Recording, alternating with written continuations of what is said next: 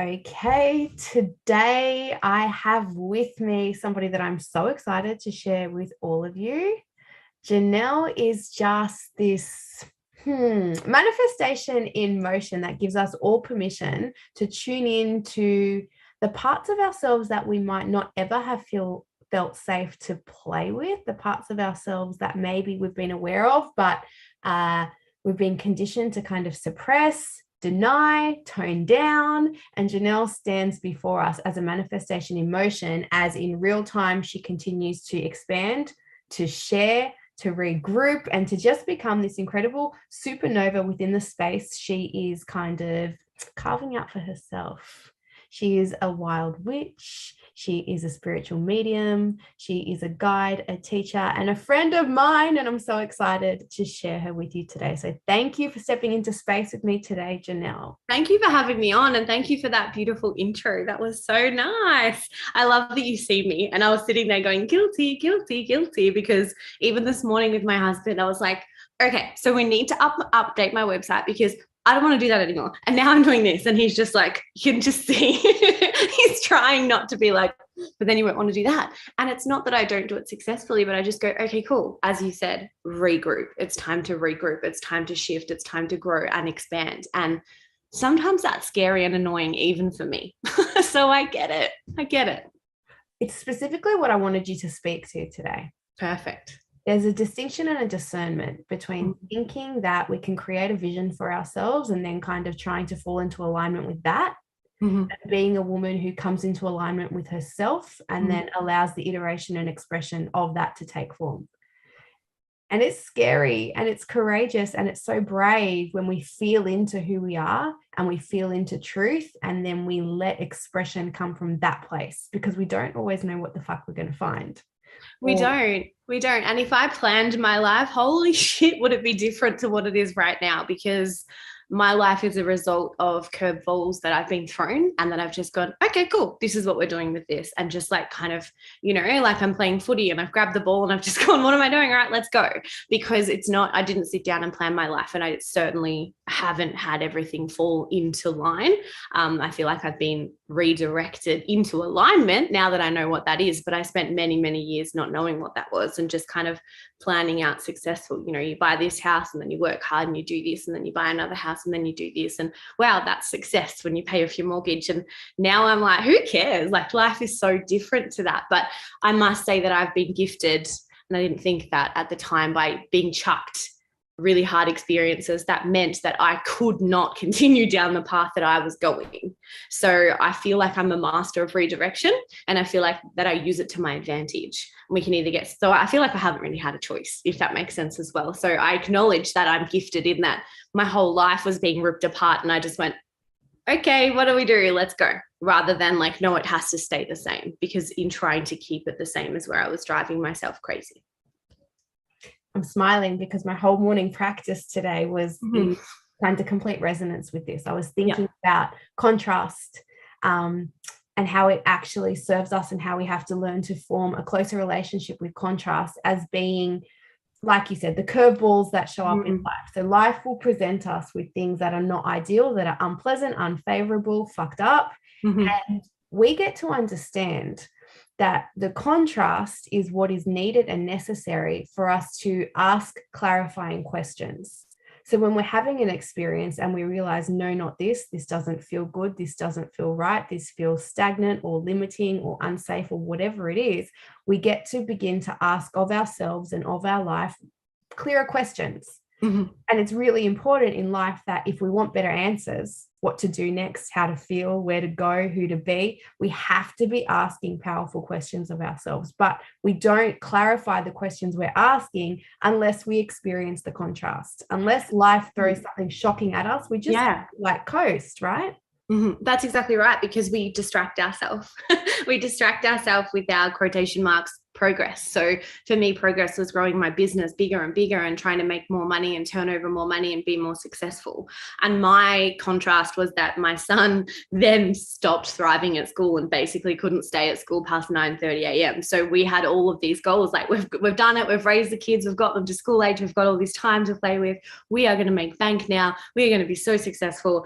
And I would literally drop my son off, come home, make a coffee, sit down, get in flow, and the school would call me and be like, he's not coping, you need to come and pick him up. Now this was when he was in grade 3, so this is not early days, this is like both kids are at school, we're good to go, like we've done it.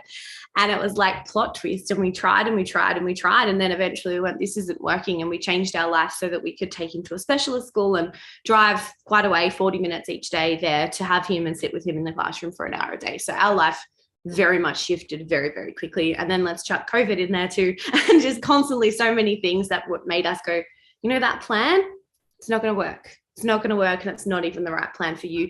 And I look back to that now and I go, oh my God, thank God that happened to me, because if that didn't happen, I would have been the anxious shell of a person who was ticking off successful boxes, but that's it. And to the outside world, people thought I was doing fantastic, but I was absolutely miserable. So, you know, I was miserable in the process too. Don't get me wrong. I wasn't like, yay, joyous, recreate my life. I was like, how the fuck am I getting through this? What are we going to do? How are we going to do it? But I feel like whatever's thrown at me now, I might sway, but I'll be fine. You know what I mean? And I'll roll with it. And it might even point me in a different direction. So it's been a massive blessing. I think it's so important, and thank you for highlighting that when we talk about appreciating contrast or having a different relationship, we're not saying that we love it at the time. No, it sucked. I'm never asking anyone to be like, oh, my trauma has been a really beautiful thing for me. No, fuck that. That's not the vibe that I'm bringing. But I think there is power in witnessing the way that we have co-created our experience with whatever life throws at us. And I think for me, and tell me what it's like for you, when the contrast appears, when shit hits the fan in my life, and I know I feel myself cracking open, or I feel myself being redirected, and I know like, oh God, things can't stay the same because I can't unsee what I've seen in the world or within myself, the wobble still takes place where I despair over that. But what I find now is, rather than ruminating on it and suffering in it for a week or maybe a month, if I'm really honest, it's like now I'm at a point that it's like 10 minutes and I'm like, all right, and the show goes on in some way. And that's been my power. It's not that I'm not impacted and affected. It's that I've resourced myself in a way that I know how to face it rather than distracting myself from it. Absolutely. And that's something, like, because I teach intuition and mediumship and stuff like that, and that's something that's been going through my mind the last few days, is how do I word this and how do I put this out on socials, is intuition isn't all like, oh wow, that's a great revelation. Sometimes intuition is a, fuck me, why did you highlight that? I don't want to know that.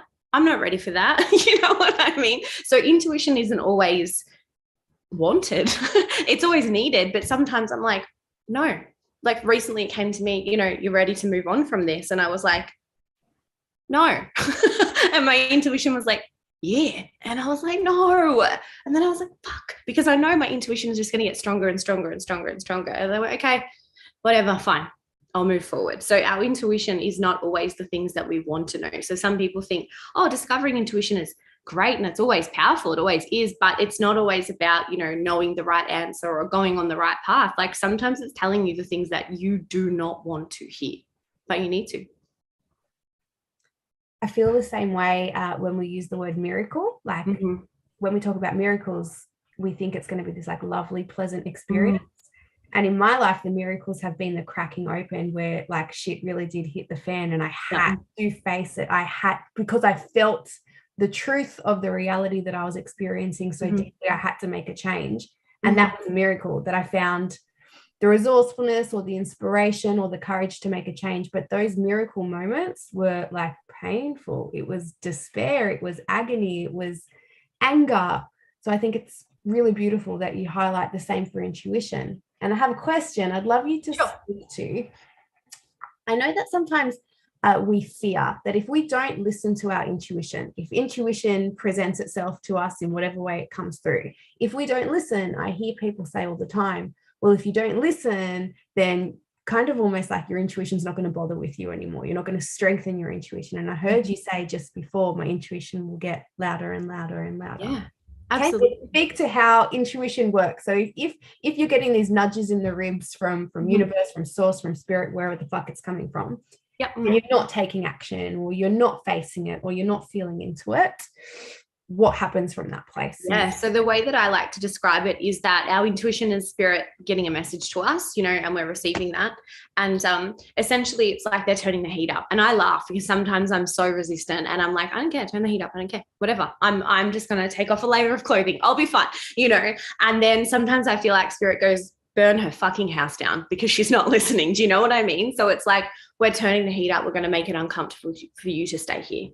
Okay, we're turning the heat up a little bit more. Are you getting uncomfortable yet? Are you listening? Are you ready to make the move? No? Okay, well, we're just going to make it more and more uncomfortable. So the way that I see it is that we're on a path of alignment that takes us to our greatest timeline, but we're human, so we're always shying off it and getting distracted by shiny things, money, progression, school, all that kind of stuff. And so spirit gently are pushing us back to that line. And I'm doing like a graph with my finger that you guys can't see, but they're trying to gently push us back to that line. But if we're veering too far off and we're certainly not listening, then we're going to be pushed or shoved back to that line of alignment as well, if that makes sense. So it's not that your intuition will go away, but circumstances will start to appear and turn up the heat to make it harder for you not to listen, if that makes sense. So a real-time story, because our human brains love stories. With my business, I knew previously, before all this shit hit the fan, that I wasn't enjoying it anymore. And like processes would go wrong, or something would happen with a client, or something, something wouldn't show up where it was supposed to. And it was just a bit of a nightmare. And me being resilient, I was like, I don't care. I will just get better practices. I will get better systems. I will nail this. And the more work I put into systems, the more things would go wrong. And it just wasn't flowing. It was like pushing a locked door. And I was like, don't care, put too much work into it. I was in that real resistance phase. Like, I'm not giving up. You can't make me give up. And constantly trying to jump over hurdles. So it's a really fine line between, is this a little test? Do I just need to jump over this hurdle? Or am I getting stop signs in my face that say, just go this way? And I feel that that's where people like me, probably people like you who are headstrong, ambitious, successful, go, I'm not looking at the stop sign. I don't care. You can't tell me. And it's like, sometimes I visualize it as, those memes where the person is like sitting on the cliff and there's this huge finger and it's like the universe is just about to flick them off. That's us. Like, we think, oh, you can't tell me. Yes, they can. Like, yes, they will. You know what I mean? So I've learned to stop resisting and to follow most of the time the small nudge before it becomes a shove and I fall flat on my face, if that makes sense as well. So yeah, your intuition won't go away. You can turn it up, you can make it louder, you can make it less forceful because you're listening to it, but it's not going to go away. Your external circumstances are going to reflect those changes that you should have made maybe 2 years ago. What's coming through powerfully for me as you share all of this is that if we want to strengthen our intuition and benefit from the guidance of our intuition, we then have to get far more comfortable with being uncomfortable. Yep. Intuition will often, and I understand this, the universe communicates to humans through pain because that's the only thing we listen to. Yeah. If it presents discomfort to us and we're so uncomfortable with being uncomfortable that we run away to whatever way we can distract ourselves with, we don't even receive the message that's coming through. And it's so easy for us to be distracted in this world because, especially in our culture, in Western culture in 2022, like, pick your distraction. We don't even have to look far, right? So it's in allowing ourselves to feel safe in processing our emotions and being with the unpleasant feelings that actually invites us into deeper connection with our intuition. I share this because a lot of what I see online is what's being cheekily referenced as like bubblegum spirituality, where people are showing up and showing themselves as being spiritual by like wearing the right things and looking like they're having this really beautiful, pleasant, almost like angelic experience. I was wondering, and I know you can, if you can speak to connection with self and source and spirit in a way that isn't pretty. Yeah. And so spirituality is gross at times, and it's dark, and it's so last week my family and I got sick, And day 3, I was really sick and I was in bed and I cried the entire day. And I cried because my body hurt, but I cried because I was having a shedding of all of my shit again. Now, previous me from 3, 4, 5 years ago would have been like, get up, you suck, pop a Panadol, get the house clean. What are you doing? You know, how pathetic are you? You know what I mean? But I was in that void of being sick and having so many revelations as to things that I needed to shed, you know, people that I'd outgrown or that weren't reciprocal energy, all that kind of stuff. And it was really painful. And I had a huge realization, which a lot of areas in which where I show up are, I'm respected and almost worshipped for my service rather than myself. And the little girl inside of me was like, that is heartbreaking. And so I spent a day crying, like sobbing, like my husband didn't know what to do because he's seen all versions of me over the past 21 years. That's ugly spirituality. That's not me sitting there calmly in a pretty dress, meditating and looking peaceful. That's me having a fucking breakdown in order to have a breakthrough. I had snot everywhere. I was crying. That spirituality to me is allowing yourself to be taken by whatever needs to be taken so that you can step forward. The next day I woke up and I was like, whoa, I've been reborn. I feel fantastic. And I feel so much lighter. And even the foods that I'm craving, I'm like, no, I want blueberries. I want strawberries. I want good stuff. Like I'm just eating well. And so I feel spirituality it's not pretty like it is, you know, exploring the parts of yourself. There's a lot of egoic spirituality as well, which I'm sure you've seen, like spiritual bypassing, essentially going, oh, I just send you love and light, you know, love and light to you. You're projecting onto me, instead of being like, fuck, thank you for highlighting that part of myself that I didn't know was still there, you know? So to me, spirituality is about owning your shit, but also loving that psycho, angry, needy person inside of you as well. You can't just go, oh, I don't like her, I got to change her. She's still there. There's always going to be a psycho bitch inside of me that comes out sometimes. And working with you in our coaching sessions actually really helped me to integrate her, because I was bypassing myself. If you recall, in some of our situations, I was like, I don't want to be that person. But now I'm kind of like, oh, fuck off. You know, so it's really, I feel that spirituality in its whole essence is literally the whole being, and acceptance of the whole being, which I'm visualizing in front of me is literally that dark shadow aspect of yourself and that beautiful pure white aspect of yourself as well. So it's those two, and it's just going, you know what, we both exist and we both have to find a way to be heard and to listen to each other. Mm-hmm. I think, yeah, beautiful. Just trying to let that land.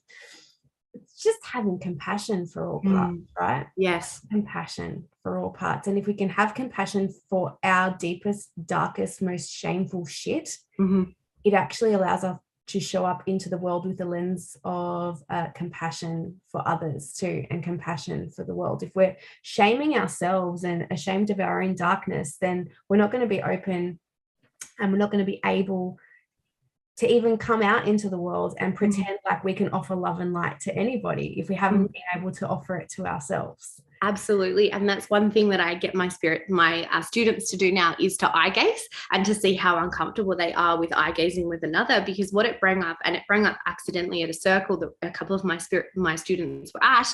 I keep wanting to call them spirits because they are, but one of them was very uncomfortable with being seen. And I was like, we need to work on that, because if you're uncomfortable being seen, then your clients are going to be uncomfortable being seen by you. So if you can sit in front of them and be like, this is all parts of me and I'm totally open and I'm an open book, without even saying that, that energy is matched by the person in front of you. Whereas if you're judgmental and only presenting certain parts, your clients will also present only certain parts. So it's going to be a reading, but it's not going to be a soul's meeting, if that makes sense as well. Yeah, absolutely. Yeah. Absolutely. I say that I've only been able to show up for women in the way that I've been able to show up because I've been to the depth of my darkness. Like I sit with women and there is nothing that I have heard, and I truly believe, hand on heart, there's nothing that anybody could share with me that's going to shake me at this point, that's going to shock me, that's going to allow me to judge you, because I've been to the depth of my own shit and it's not pretty. I'm not proud of it, right? And so there's nothing that anybody could share with me that I'd be like, oh,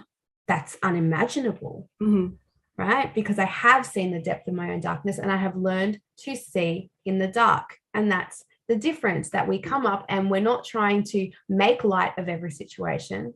we get to teach people that it's okay to have that darkness. You can learn to see in the dark. And once you can see your darkness through a lens of compassion and maybe even love for some aspects of yourself, then you hand a different torch to everybody else to look at their own shit too. We're not trying to bypass it anymore.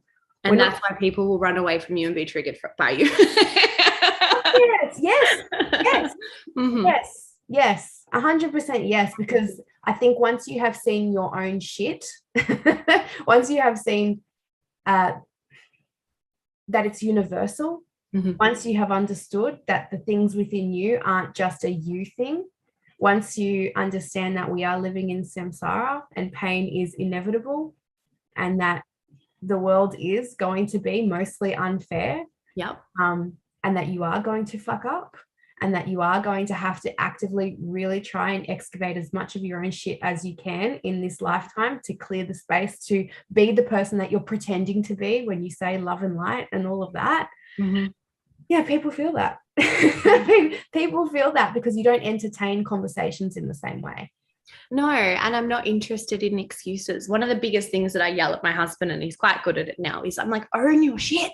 Just own your shit. You know what I mean? But reflecting back on me, I need to do that sometimes. And I feel like our marriages are the best place to highlight where we're not owning our own shit, because I own my own shit all the time and I preach to others, but sometimes in my marriage, maybe I'm not owning my own shit and I'm blaming him for being annoying or whatever it is. But to own your shit is the best and quickest step forward to recovery from that shit or stepping away from that. I've been like reading, full disclosure, I've got a bookcase full of spiritual books and I haven't been finishing them. I've been so over them and I didn't know why. And I was like, why? Oh, and I thought I fried my brain. I've been on socials too much. It's been too hard, all that kind of stuff. And I recently purchased a book and it's so thick, it's about this thick. And anyway, it's written by a man who went to jail. He was charged with murder. He didn't do it, but he was charged with murder at 14 years old. So he was in and out of boys' homes from various things from 11 years old until about 30 when he went to rehab to escape jail for like the billionth time and went to rehab. And, you know, he spent, I think, 6 months in that rehab facility being angry and saying this is crap and trying to escape until one day his anger overflowed and he had a huge outburst and then he cried for 4 days straight. And then he realized, and he said, at that moment, I realized all of the situations that I were in, all of the unfair things, including the charges that weren't me, were a result of my behavior, were a result of my choices, were a result of my thinking. And my anger was actually a mask for my brokenness and for my sadness, because he had never identified a sad emotion up until that age. He'd only identified anger.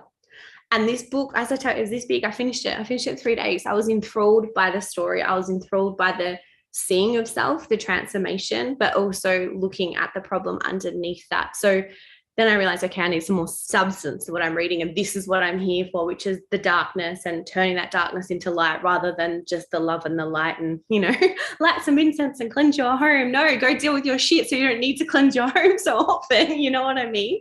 Yeah, it was an incredible story of once he owned his shit, that was the turnaround. Nothing else worked. Nothing. So hard to face our shit.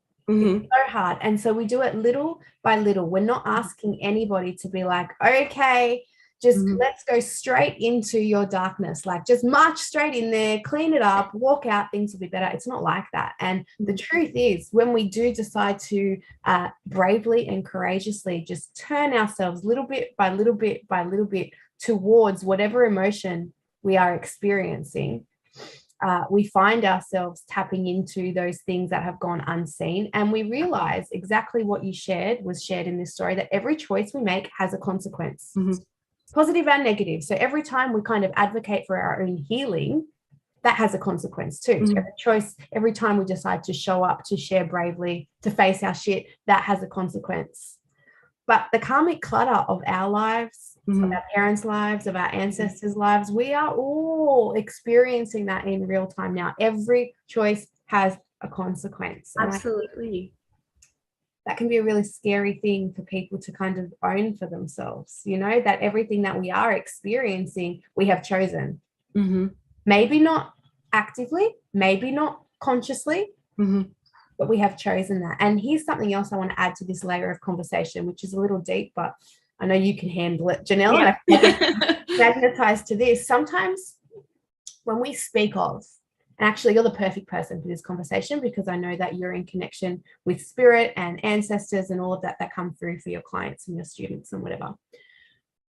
I have felt resentful in the past, and I've spoken to other people who have shared the same, that a lot of what I can feel that I'm experiencing, a lot of the conditioning within me that has been intergenerational and passed on to me, I have felt resentful because I thought I did not invite this shit to be part of my life experience. Why do I have this kind of like just innate disposition with these things that are so unpleasant, so uncomfortable, that have caused me so much pain? I don't fucking want this. Like almost like, fuck you, grandma, for not handling your shit. Fuck you, great grandmother, for not handling your shit. And I think there's a power in understanding that we might not have chosen it for ourselves, but it has been chosen for us. And just to trust where we have been placed in our timeline and where we have been placed in our lineage, and to trust that we are stronger than any pain we will ever experience. Absolutely. And we did choose it because we do have soul contracts and we do go, yeah, that sounds good. I'm going to go down there. I'm going to break that generational trauma. I am the person for the job. And then we go, oh my God, what? How, why, and it's powerful, but we know that we are the right person for that. I had a drop-in recently, just a casual drop-in, talking about children with additional needs, and people are magnetized to me because I live that. And someone messaged me and said about her son, thank you for sharing your stories, it's really helped with mine. And I found since my son has started to spend a lot more time with his father that it's all getting better. And I just got this drop in from spirit that these kids are here to heal their father's father wound. And I had that conversation with a couple of people who are in the same situation. They went, that makes so much sense to me. That makes so much sense to me, because this child's father and his own father had their own kind of wound, the generational trauma, loving relationships, but there's something missing there or whatever it is. And these beautiful little boys have come to go, Dad, you actually can't work a normal job. You've got to look after me. You've got to spend more time with me. And that in turn is going to heal your inner child who's craving more of a parental, fatherly kind of connection. And I was like, because there's just layers and layers and layers, and everything makes so much sense in so many different ways. So we are chosen, but we also agree and sign that contract that goes, yeah, I'll handle it. I'm good. I don't know why I signed mine, but I'm sure I'll work it out in time. Yeah. I wanted to circle back quickly before we finish today, because you brought up your relationship with your husband and it basically, knowing that the relationships that we have and choose for ourselves are like a masterclass in our own shit. I was laughing because I had this exact conversation, and I pulled up the message that I sent to a friend who is in the same spiritual study as me at the moment. And our teacher was talking, and we were both just having, when you kind of like somebody says something and it triggers something in you. And so he was talking about one thing and we were like, no, this is the conversation that we need to have here and now. And in this message thread, I was saying to her, obviously I won't read her messages, but the one message that I've got here to share is I was admitting to her, I personally struggle to stay secure and safe in relationship and do deep inner work. So I've been in deep spiritual study for the last 3 weeks this time. And it has caused all sorts of like friction and chaos within my relationship. Just we haven't been relating to each other in the same way. I have felt a disconnect. And so I shared, I feel the urge to run and be alone so I can continue to be in full control of my focus and how I feel. This relationship is one I've devoted myself to. So a lot of the time I feel really conflicted and aware of my patterns and my self-destructive bullshit. Right? And so I bring this to the table subsequently after I wrote that message and I witnessed myself and I saw my truth and I asked myself, are you satisfied with the consequence of this way of being? The choice that you're making, is that what you want for yourself? I was able to have a radically different conversation with my husband, and things literally yesterday have changed and transformed within our relationship like instantly. It was a very yucky, rocky conversation, but we have seen each other in a new light, and it's a really beautiful thing, and the relationship has transformed and is different. I bring this forward to you because I think it's something that we don't talk about often enough. Sometimes we go into inner work or exploration of self. And I know you have a lot of students that come to you because they feel within themselves, there's a magic about me, there's something special about me. I know that there's something within me that hasn't been explored, and they come to you to have that encouraged out of them. Can you talk to the reality of the chaos that can create within your life? Maybe not just in relationship with a partner, just generally in your life, when you lean into expansion of self, the chaos that can create. It creates disconnect everywhere. And one of those reasons, and it's a totally natural consequence, is that we need to focus more energy on ourselves. So we're pulling away energy from our husband, our best friend, our group of friends, whatever it is. And that's totally normal. And that is just a consequence of the work that we're doing. But we need to not get lost in that, if that makes sense. So like Dan and I have been together 21 years. So there's cycles of absolute togetherness. And then there's cycles of like, today, oh my God, my husband and my children are out of the house. And I literally was like naked dancing around the house for a good 45 minutes until I was really puffed, because I was just like, hallelujah, some alone time, because I just need to be with myself. So there's cycles in relationships, and relationships that are meant to work will always come back together throughout that. But through my psychic development and my own personal development and owning my own shit meant that I pulled away from a lot of my friends who maybe we were stuck in a cycle of just hating our lives or bitching about things. And it wasn't even an intentional pull away. I just noticed that energy was kind of disconnected there and was magnetizing towards other friendships and things like that. And that's sad. Like, that was sad for me. Like, there was beautiful bonds with these people who I felt didn't love this new version of me as much as they should have. But that's okay, because guess what? We needed each other during those previous versions of ourselves. So I feel like it's going to change things. And it comes back to what we were talking about before, about that intuitive pull, that there you go, I don't want to know that. I don't want to know that, but I don't want that change, but it's going to lead you're raising higher every single time, if that makes sense. And these intuitive pulls that hurt and feel gross, I just keep seeing this in a video game. So it's like the next enemy comes in and you got to defeat this enemy, and it's gross and it's uncomfortable. But when you defeat this enemy, you go up to the next highest level, and then you do it again. And therefore the things that you're doing for work, the people that you're hanging out with, the things that you were doing are not as fun. You don't want to go back to level 1 when you've been, killing it at level 25. You don't want to do that. And this is not about going, oh, you're a level 1 and I'm a level 25. It's not like that. But the way in which you're surrounding yourself and the way that you see things changes. And I remember it was really, really prominent for me. It's my birthday. It was about 2 years ago. And my friends were like, oh, we're going to go out for drinks, your birthday, we're going to go for dinner. And I was like, and I was embarrassed, but I was like, I just want to sit in a circle and like set our intention and like drink cacao. And some of my friends were like, I'm busy, which was fine. But I realized I want to do that. I don't want to do that. I might want to do it now, but at that time I did not want to do that. And I feel that my husband and I work so well because he doesn't bat an eyelid to the different versions of me that evolve. He just kind of hangs on for the ride. And he also has different versions of him evolving too. And I feel that that's why it's new and exciting, because I don't think I could ever do the whole, we wake up every day and we go to the same workplace and we've worked there forever and this is our routine. Like, we have friends who have the same routine. They do the same thing every Sunday. And I'm like, no, absolute no for me. So you just have to trust that anything that gets left behind isn't meant to be there. Isn't meant to come with you, and better is waiting. But yeah, when it's making shifts in our own relationship, I feel like that can be our insecurities coming up, if that makes sense as well. So if all of a sudden you're not available to your husband as much as you were, his insecurities are like, do you not love me anymore? Are you changing? You're going to leave me behind. And so we have to honor that, and just communication, as you know, as uncomfortable as it is, communication heals everything as long as we do it regularly. It heals everything, even though those conversations sometimes feel like shit.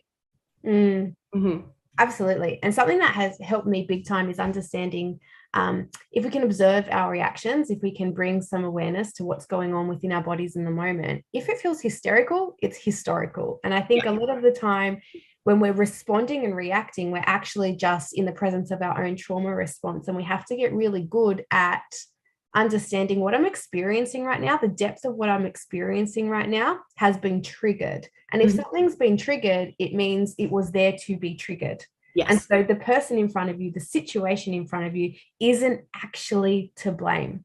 Do we need to hold people to account? Absolutely. Yeah. Do we need to express what is going on for us? Yeah, most of the time, yeah.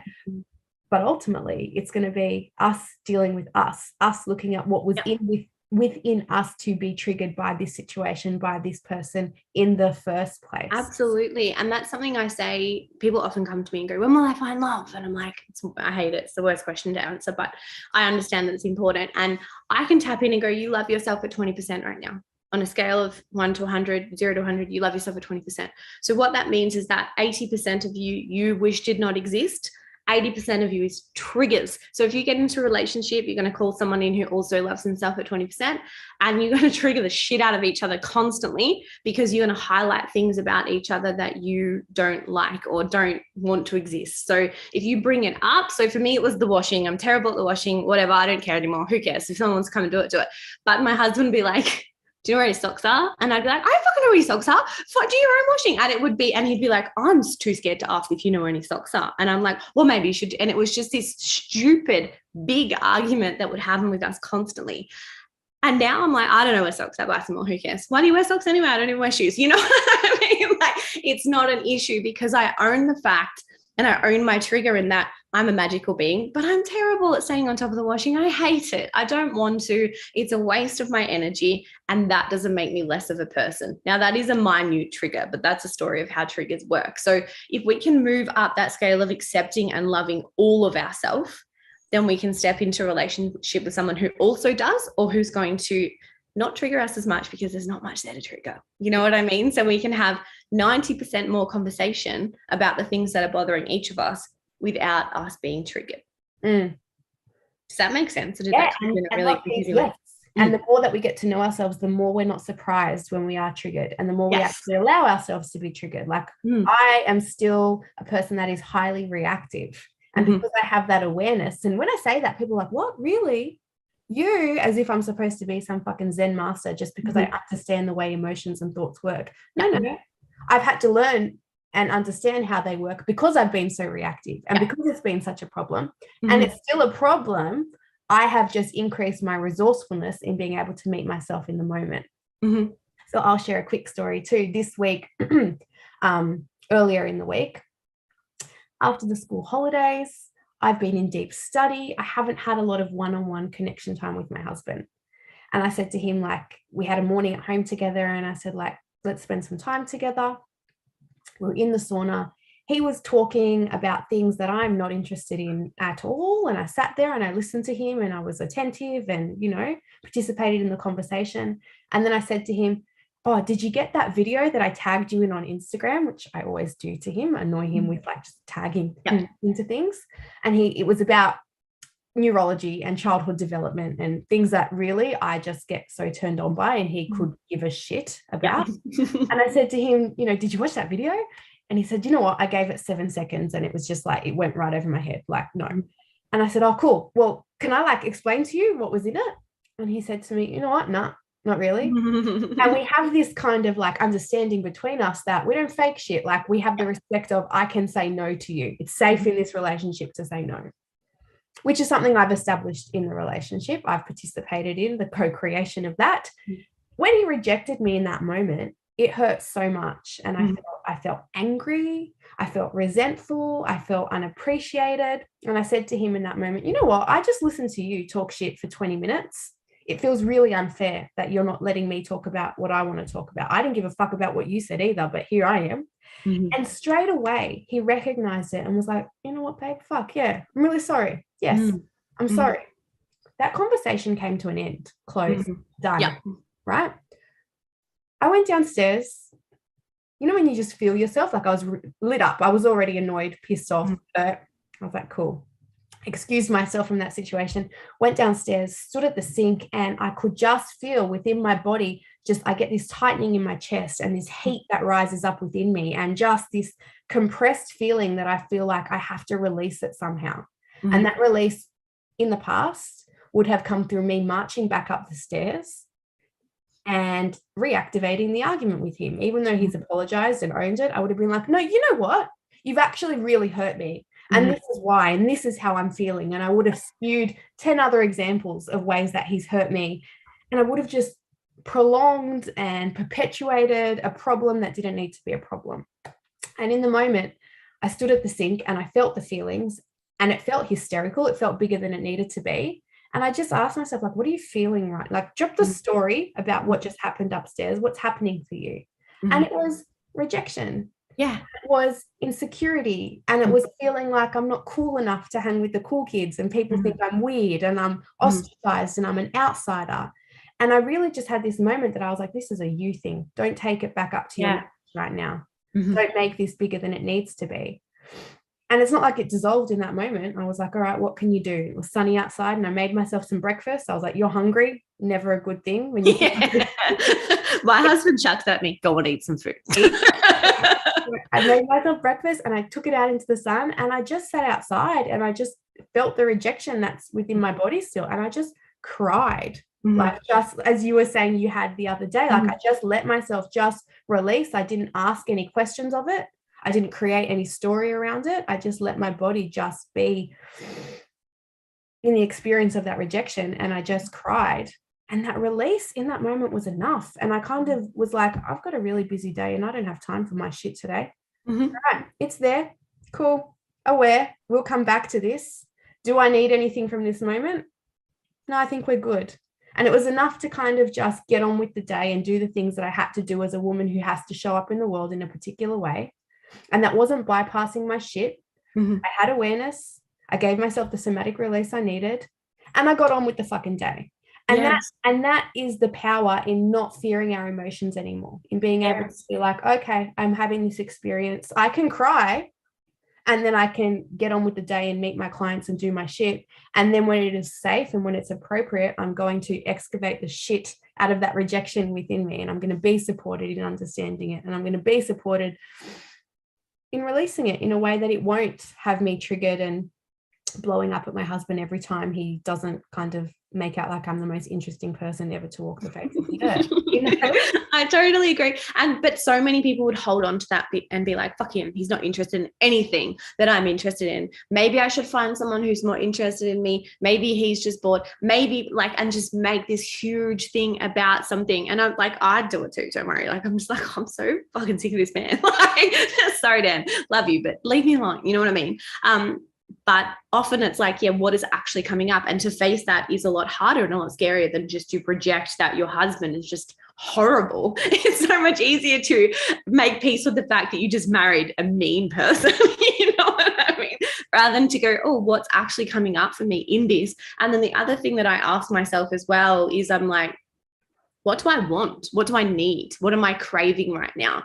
And it might just be a hug. It might just be I find you're interesting, but I don't give a fuck about what you were just talking about. Soz. And that's why it's so important that we have friends.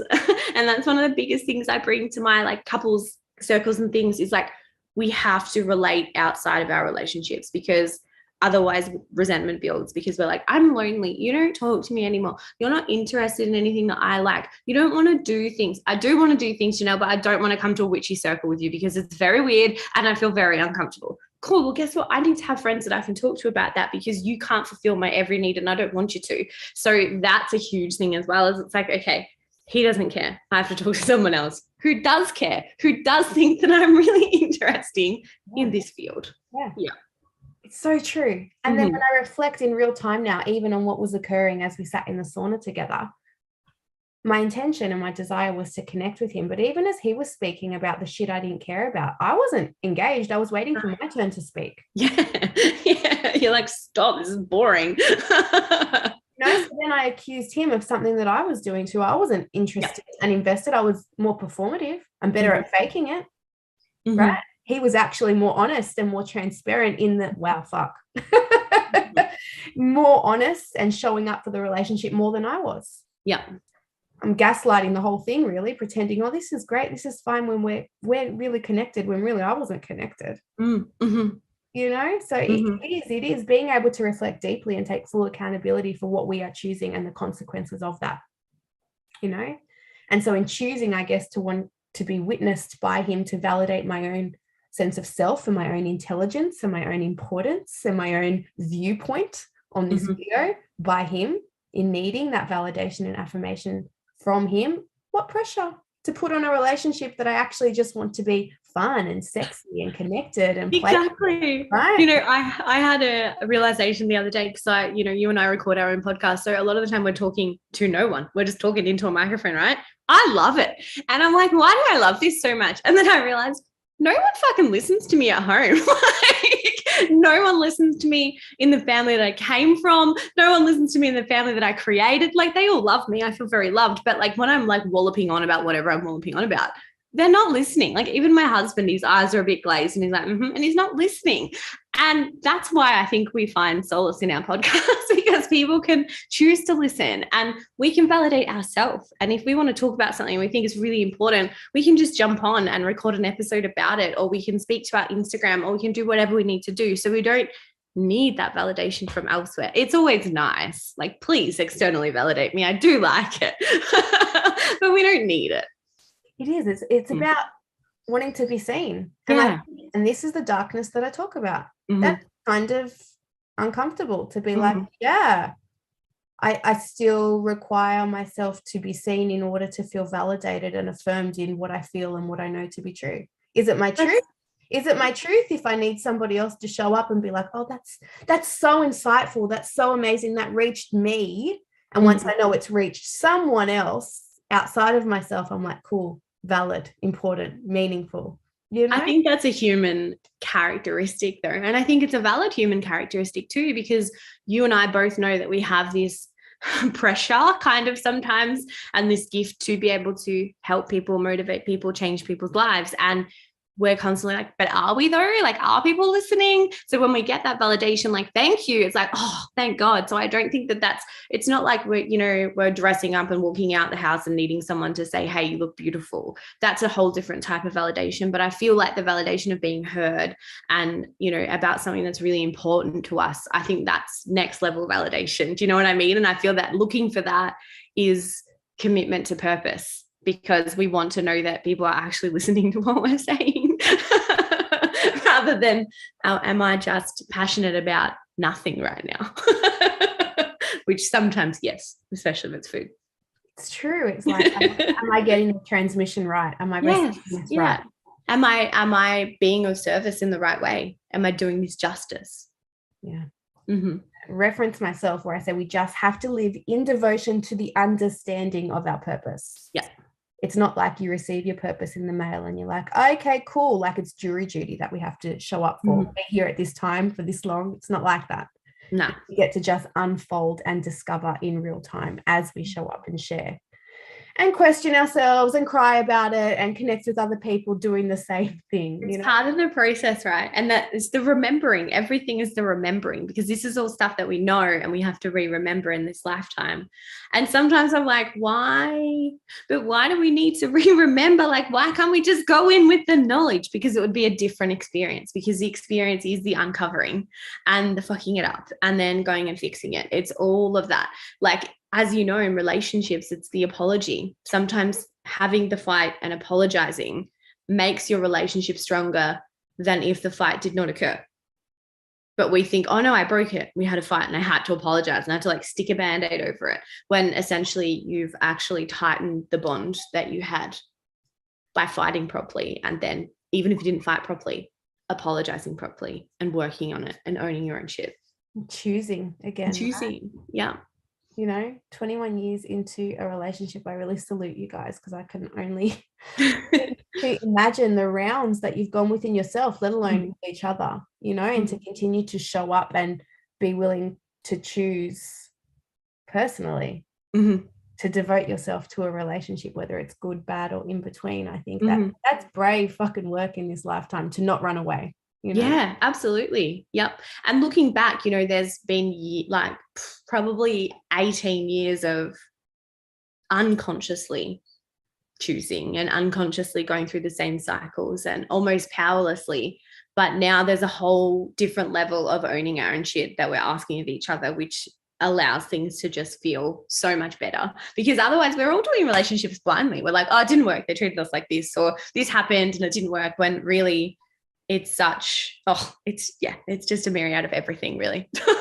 How much we own our own shit is how we do one thing is how we do everything. So how much do we own our own shit in our business? How much do we own our own shit in our friendships? How much do we own our own shit in our life, in our relationships? It's all the same. Mm-hmm. Good chat. So many topics. I love it. We could go for days, and I know right?